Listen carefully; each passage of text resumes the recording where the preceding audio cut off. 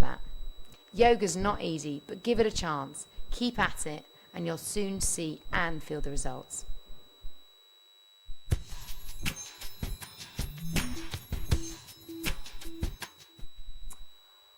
I think life in general for me is not, it's not at the end of the day fairy tale, and everyone likes to. I know I've always tried to sort of seek out happiness, and strive for it. And actually, these days, if I can get the content, that's enough. Rather than exhilaration, I used to swing from exhilaration to complete depression, and if I could just get that happy medium, somewhere in between, just get through the day without any drama, then that's good enough for me, I think. But life in general is good. I'm really grateful. I think that's the blessing in life. If you can really, be present for the day instead of projecting forward, thinking, what have I got to do tomorrow? What have I got to do later on? What have I, get the washing machine, get this done, that done, this done. If only I had this, projection. And I think that steals away your life, really, or worrying about yesterday or worrying about tomorrow. You've only got today. And I think that's a gift to know that. And but for life in general, I'm a lucky girl. I have my health. I've got a lovely family and friends. So it's good. There's some crap bits, but I think the best thing for me is to be able to face life on life's terms. And being grown up about it, and sometimes I'm not though. I'm a big baby, and I just want to put my head in the sand and not face it really. I think that's where yoga's come in for me. That when I get into a yoga class, and I'm really like uptight and aggressive, or fizzy, or just tired, or just really consumed in my crap, what's going on in the day, and I get into a yoga class, and maybe the first 10 minutes. I'm all still like kind of vibrating. I've brought the traffic in with me, and then slowly it kind of brings me back to where we are and what's important, or brings things up. Sometimes I'm so out of touch with how I feel, because there's so much going on outside. I think that's with everybody, whether it's get the kids to school, or what am I doing at work, or what am I doing at school, other people's problems. It's just an hour or 20 minutes or 15 minutes just for me to plug into how I feel. And I think it's a really loving thing to do. And so I'm really grateful to the benefit of yoga, what it's given me. It's just like having a little toolbox. I feel a bit tired. Stand on your head. Get into a shoulder stand. And that's a gift to be able to kind of heal yourself in that way. I'm tired. I want time out. Get into a prayer position of child's position on the floor. If you could just go and do that in the toilet, just kind of reconnection with the inner self, which I think there's so much outside stimulation in life that we lose our sense of self. I know I do. What I like, what I want. Oh, here comes Harry. Harry, come here. Hello. Come here. He's just been outside in the garden doing a poo. I have a lot to be thankful for because hello.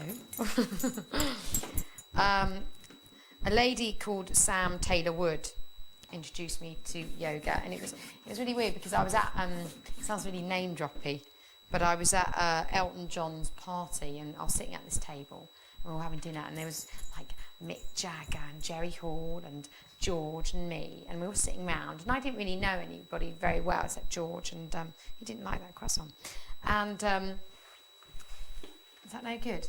I didn't know everybody very well, and I was feeling a little bit shy, and I decided that I would speak to the other person that was really quiet, and that was Sam, and she was kind of sitting next to Mick Jagger, so he was in the middle, and she started talking to me that she had cancer, and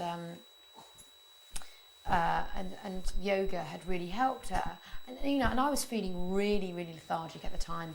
My body felt really, really just ill. It absolutely felt ill, regardless of my shape or my size. I actually felt physically just I didn't feel like I was 26 years old and I felt 80 in certain respects. And I think it was because my lifestyle, the amount of travelling I'd done, emotionally what I'd been through. And I thought I got really inspired by what she said. And she told me the name of her teacher, and I got in touch with him. And thankfully I had enough money to afford a teacher. And he started coming around my house. And first of all, this guy, he was in these little shorts, and I was very intimidated by it. I thought yoga's only for bendy people, like that's what most people think. And because I always felt so clumsy and awkward and heavy in my actual deportment. And as I started to practice it, I remember my first yoga class, I cried because it was almost like, I really believe in cellular memory, that in every cell you store some emotion, and whether it's in your shoulders, and when you squeeze something, you kind of let it out. And so I got high from it as well. I got this kind of, through the breathing, I felt really, really high, a natural high, which is good. And I found it quite addictive. And like my addictive personality, I binged out on it. Literally, I was doing it 7 days a week, and I had to do it every single day, which was a bit excessive for me, really. And so I was really grateful for Sam for showing me it. And, I went through a few teachers and found Katie. It was great. See, for me, fitness is about having, I've tried everything, to stay in shape. I've exercised down the gym since I was 17 years old, excessively, run for miles, tried every diet, tried, boxercise, this exercise, and all of it can work and does work. But for me, being the nature of, my disposition, I think that I can only go from my own experience, but I realised it was an inside job, and I had to get a healthy mind first. But I really believe, as what yoga has taught me, is that, healthy mind, healthy body are integrated, and maybe you've got to start somewhere, but it's about balance, to do the most loving things for yourself.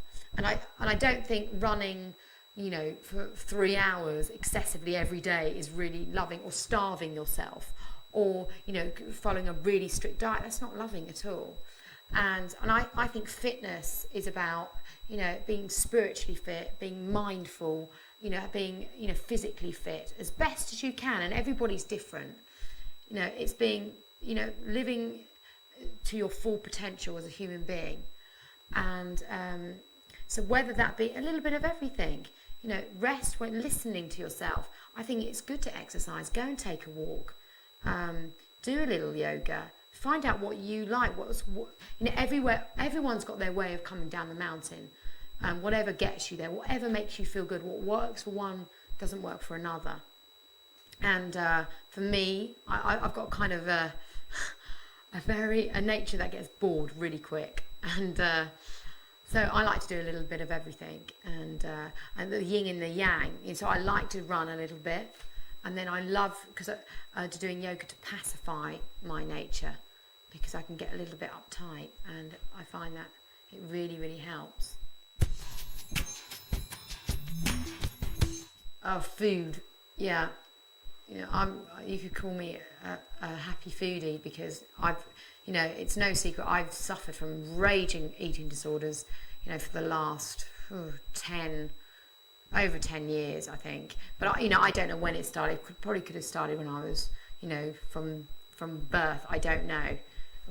I'm coming to believe it was like just something I was born with, actually.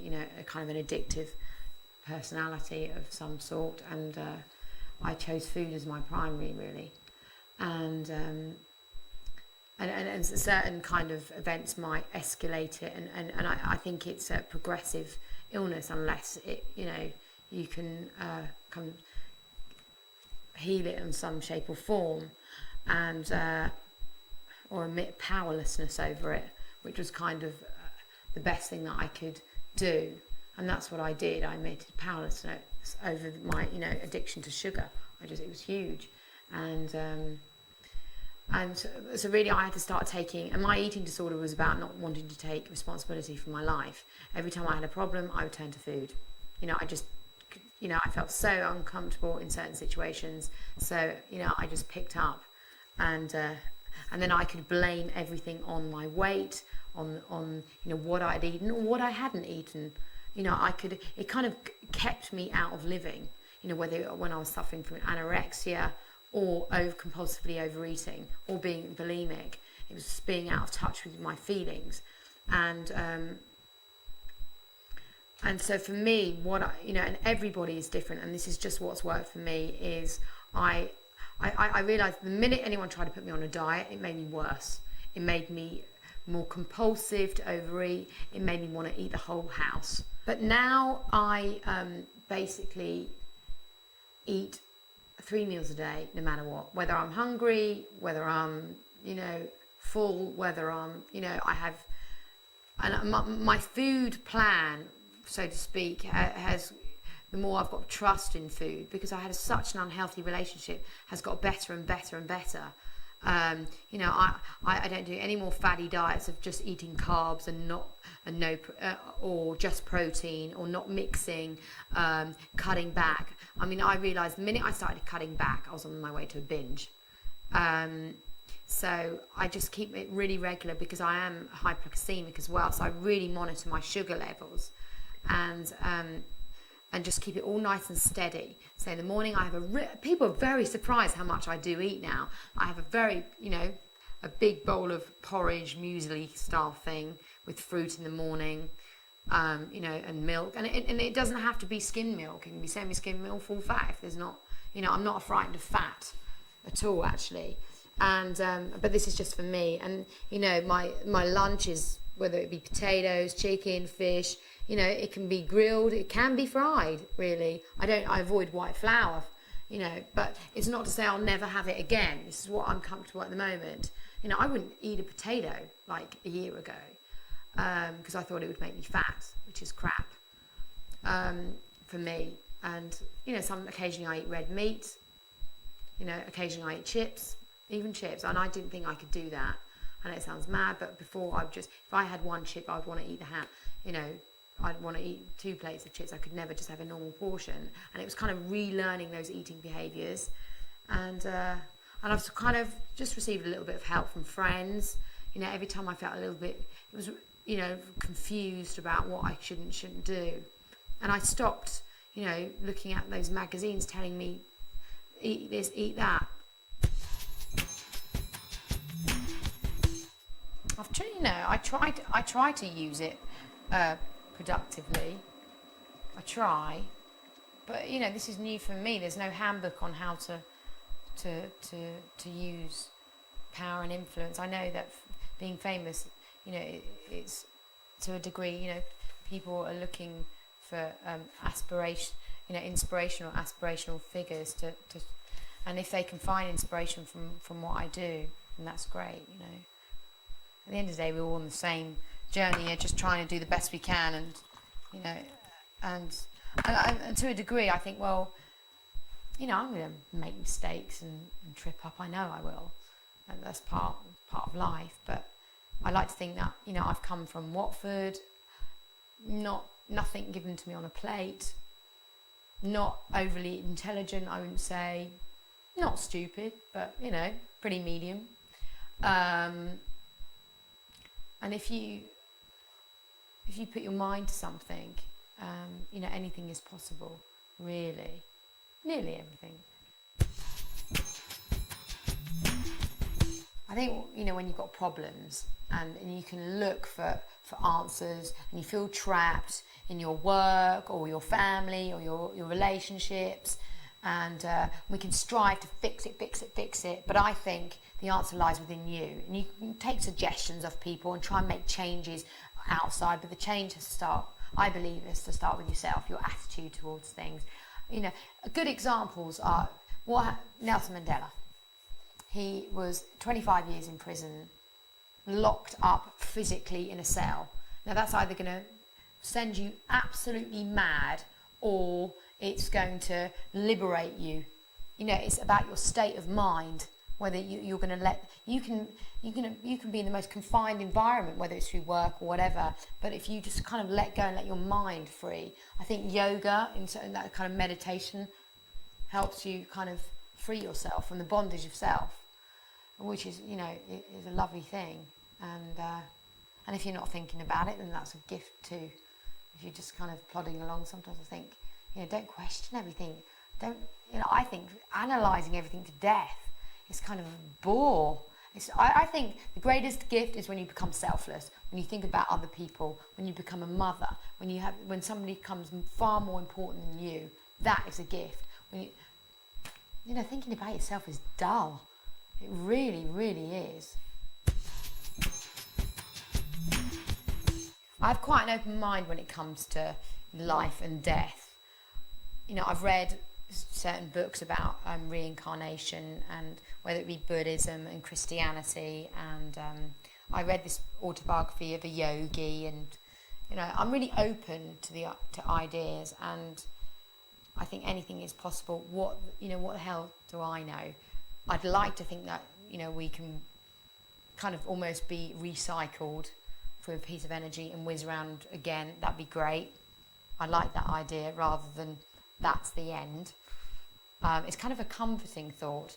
I think that we don't think about death enough in Western society. It's kind of a taboo subject. Like when my father died, I mean, part of the problem, as well as dealing with loss, was dealing with, I had no one to talk about it with because it was kind of embarrassing.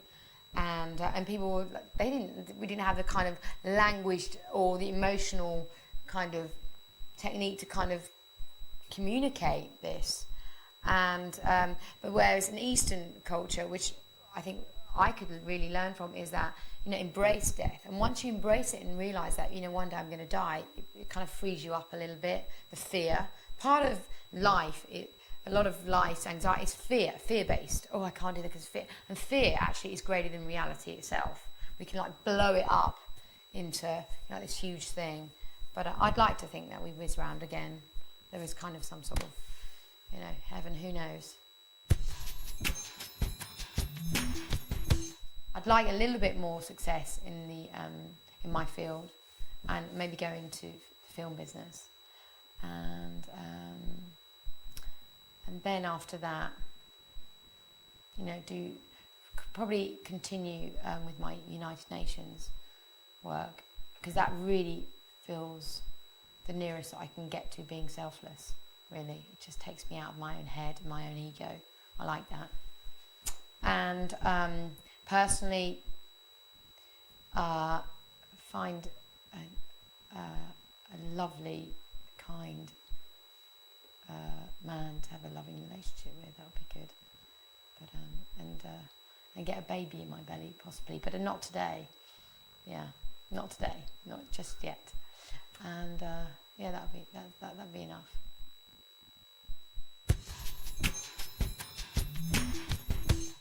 The reason why I wanted to do this video is because I think it's really nice to share something. You know, I discovered this, and there was a lot of reports on, you know, Geri's lost weight, her diet, and da da da da da, and there was some paparazzi shots of me doing yoga, and I just thought I would love it if everyone just gave this a go, tried it, because it's made me feel so good, and it can make them feel good. I'd love it if, you know, some little old housewife, grandma was at home and tried it. You don't have to be that flexible person, you know, because it kind of had that stigma attached to it that, you know, yoga was for like holistic guru hippie type people, and it's not. I don't think I'm necessarily like that at all. And you know, I've felt such benefit from, and I'm no one special. I'm really not. And if, you know, people can get something from this video, then that's great. It really is great.